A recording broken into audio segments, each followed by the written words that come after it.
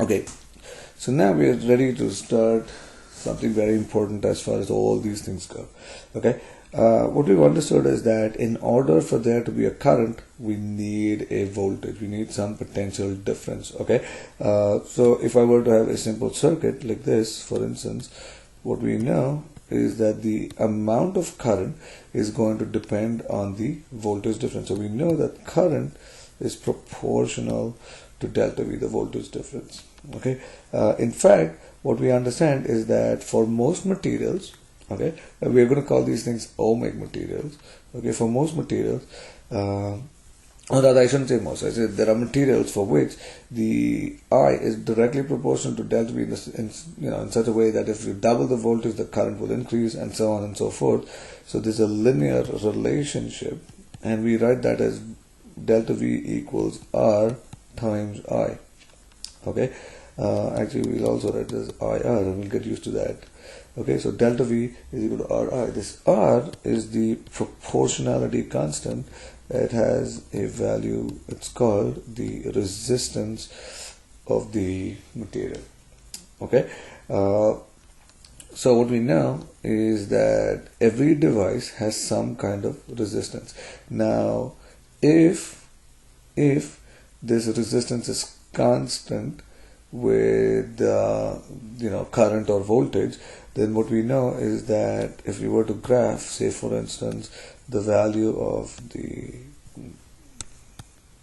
say if we were to plot, delta V versus I, then the resistance would end up being, the slope of this line, okay, and materials that fall within this category are called ohmic materials, okay, ohmic devices. On the other hand, if the behavior is non-linear, okay, if it is some kind of non-linear behavior, okay, then we call this non-ohmic, because here you clearly see that the resistance is not fixed.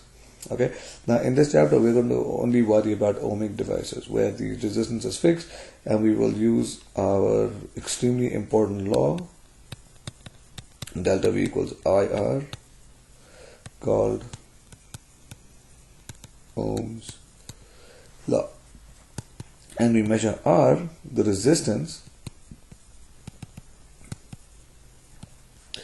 okay, the units are ohms. So we measure resistance in ohms. We use this Greek letter omega to figure out the resistance. Okay, so what we have is, in a simple circuit, we understand that the current is proportional to delta V. For materials where the delta V to current relationship is simply a linear relationship, we call it ohmic. The ones which do not are called non-ohmic devices. Okay, we will worry mainly about what's going on. We will worry mainly about ohmic devices in this chapter, and that will allow us to use the relation delta V equals IR, okay, which is called Ohm's law, where R is simply the resistance, and we measure it in units of ohms. Okay, so let's do a simple problem here. Okay, a 12 ohm resistor is connected to a 9-volt battery, and we're going to figure out the amount of current that flows through the resistor first. Okay, so we're going to use, to answer A, we're going to use delta V equals IR, Ohm's law, which says that 9 is equal to I times 12. So I is 9 over 12, which is equal to 0.75 amperes. Okay, now the second part of the question is very easy. We want to figure out the number of electrons that flow in 1 minute. Okay, so first we'll find delta Q, okay, equals I times delta T, which is equal to 0.75 multiplied by 60, which is equal to 45 coulombs. And now we know that the number of electrons is equal to 45 coulombs divided by 1.6 times 10 to the minus 19 for the charge of each electron.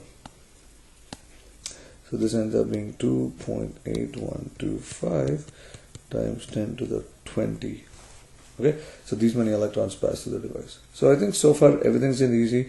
stay with here, and in the next video we'll look a little more into the resistance of the device, and we'll look at energy and stuff like that. Okay, so easy stuff, right? Great.